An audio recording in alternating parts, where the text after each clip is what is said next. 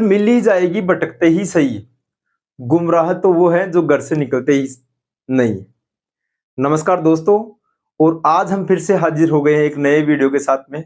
लगातार छोटे छोटे वीडियो के माध्यम से हम आपके नॉलेज को इम्प्रूवमेंट कर रहे हैं, पॉलिटिकल साइंस का और जीके का जो नॉलेज आपका चल रहा है इस यूट्यूब चैनल के माध्यम से। जितने भी मेरे जो विद्यार्थी हैं और जितने भी जो मेरे व्यूअरशिप है व्यूअर हैं जो इसको देख रहे हैं लगातार, चाहे संख्या कमी हो लेकिन लगातार आप हमें मोटिवेट कर रहे हैं और लगातार हम इसमें 3-4 दिन से जितना भी जैसे भी टाइम मिलता है वैसे वीडियो लेकर आ रहे हैं।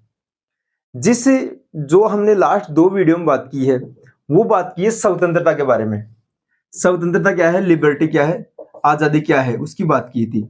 तो स्वतंत्रता का जो हमने बेसिक जो इसका कंसेप्ट है इसको हमने समझा था कि स्वतंत्रता का अर्थ होता है बंधनों का अभाव, किसी प्रकार की रोक नहीं हो। ठीक है, अब ये जो रोक की बात आती है, हम जो बंधनों का अभाव की बात आती है, तो हमने ये कहा कि ऐसी रोक तो लगाई जा सकती है जिससे व्यक्ति का किसी दूसरे व्यक्ति को नुकसान हो रहा हो।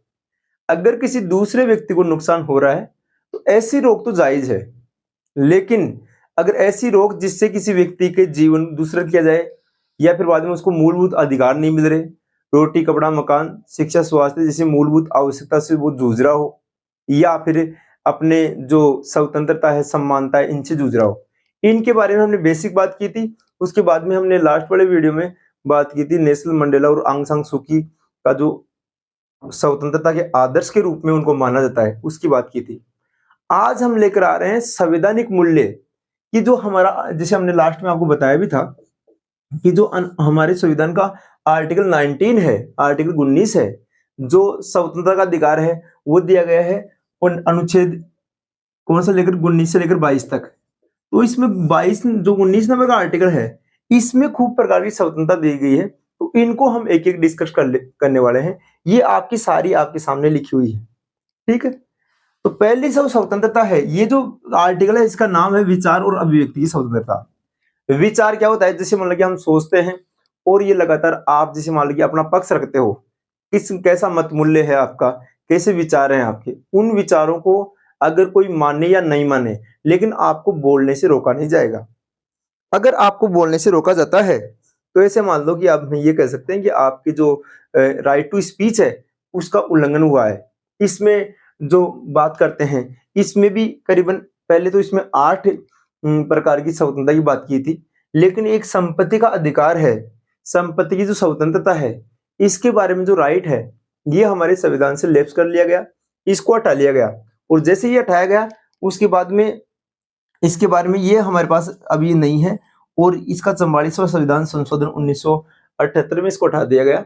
और उसके बाद में हमारे पास 7 प्रकार की स्वतंत्रता है, जिसमें आर्टिकल 19 क्या है, ये ऐसे कहता है कि विचार और अभिव्यक्ति की स्वतंत्रता, इसमें प्रेस की आजादी की बात भी आती है।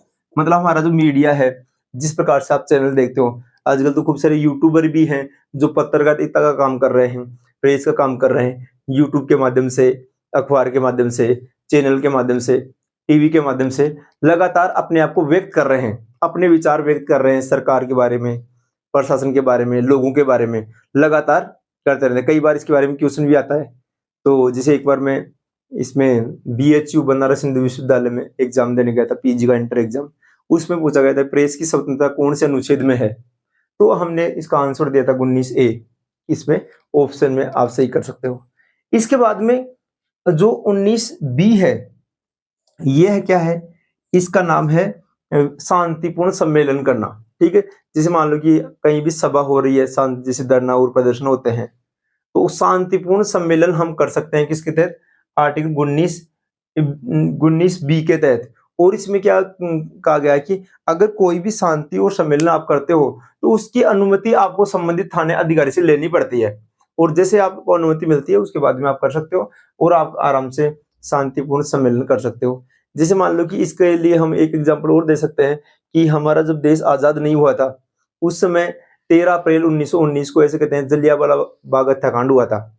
उसमें ऐसे कहते हैं कि जब उन्होंने जो वो कानून है वहां का कानून लागू कर दिया गया और लोगों को पता ही नहीं था, और जनरल डायर ने ऐसे कहते हैं कि लोगों को करवा दिया था। और वहां जलियांवाला बाग हत्याकांड में एक छोटा सा कुआं था, उसमें अपने लोग जान बचाने के लिए उसमें गिर गए, और इसलिए ऐसे कहते हैं कि वो ऐसे कहते हैं कि बुरा विचार और अभिव्यक्ति के लिए जो किया गया आंदोलन था उसके लिए बुरा संकेत माना जाता है। तो ऐसी घटनाएं हमें अंग्रेजों के टाइम पर देखने को मिली। आगे चलकर हमने और क्या किया, अपने आप को और इम्प्रूवमेंट किया और देश को आजाद करवाया, और आजाद कराने के बाद में हमें संविधान में संघ और शांतिपूर्ण सम्मेलन करने का अधिकार दिया गया है। यहां तक आपके क्लियर हो गया होगा। अब हम आगे चलते हैं। संघ और सहकारी समितियां, संघ और सहकारी समितियों की बात करें तो ऐसे कहते हैं कि आपने किसी प्रकार का नया राजनीतिक दल बना सकते हो, संगठन बना सकते हो, कोई एनजीओ खोल सकते हो आप, और उसके माध्यम से आप अपने विचार और अभिव्यक्ति रख सकते हो। साथ में ये है कि आप सकारात्मक कार्य कर सकते हो, जिससे क्या है देश के लोगों को इंप्रूवमेंट हो, साथ में सरकार की चीजें इंप्रूवमेंट हो सकती है। उसके बाद में है आर्टिकल 19D, इसमें है आबाद संचरण। देखो आबाद संचरण नाम लिखा हुआ है, इसको हम कह सकते हैं कि पूरे देश में भ्रमण का अधिकार। ये क्या है कि एक तो क्या है संविधान की जो लैंग्वेज है ये थोड़ी क्लिष्ट लैंग्वेज है, हार्ड लैंग्वेज है, सामान्य व्यक्ति को ये समझ में नहीं आती है, सामान्य व्यक्ति को समझ में नहीं आती। इस कारण ही तो ऐसे कहते हैं कि यहाँ टीचर्स और हमारे जो वकील हैं, जो हमारे एडवोकेट हैं, वो ऐसे कहते हैं सामान्य जनता समझ नहीं सकती और एडवोकेट व्याख्या करता है। इसलिए ग्रीनविल ऑस्टिन ये कहता है, ग्रीनविल ऑस्टिन एक वेस्टर्न पॉलिटिकल थिंकर है, जिन्होंने ये कहा है कि ये जो भारतीय संविधान है ना, ये वकीलों का स्वर्ग है, क्योंकि यहाँ ऐसे कहते हैं कि संविधान की लैंग्वेज हार्ड है, सामान्य जनता इसको समझ नहीं सकती, इसलिए विशेष रूप से क्या करते हैं ये वकील अपने हिसाब से इसकी व्याख्या करते हैं। तो ये अबाध रूप से संचरण का मतलब है कि भ्रमण है, पूरे देश में आप कहीं भी घूम सकते हो, जम्मू कश्मीर से लेकर कन्याकुमारी तक, जैसलमेर से लेकर नागालैंड तक, पूरे देश में कहीं भी आप घूम सकते हो।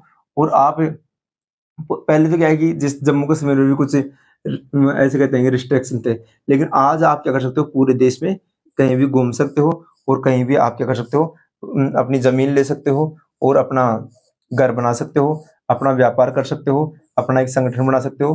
पूरे देश में हमारे ये जो राज्य हैं ये 28 राज्य हैं और 8 केंद्र शासित प्रदेश हैं, इसका आप पूरे देश में क्या कर सकते हो, घूम सकते हो और संघ बना सकते हो।